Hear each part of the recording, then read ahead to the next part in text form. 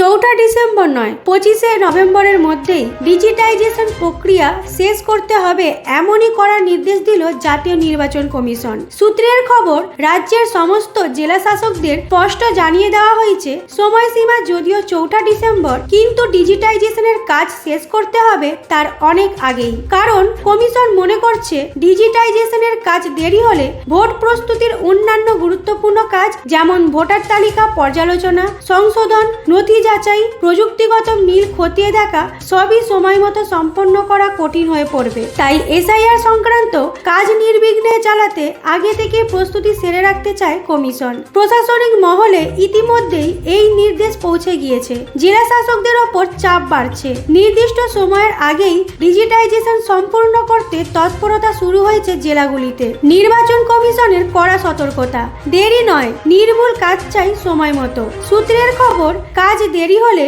পরবর্তী ভোট প্রস্তুতিতে বড় সড় সমস্যা তৈরি হতে পারে। তাই সময়সীমা এগিয়ে এনে সতর্ক করেছে নির্বাচন কমিশন। এরকম আরো নিউজ জানতে চোখ রাখুন আমাদের চ্যানেল পালস পয়েন্টের দিকে।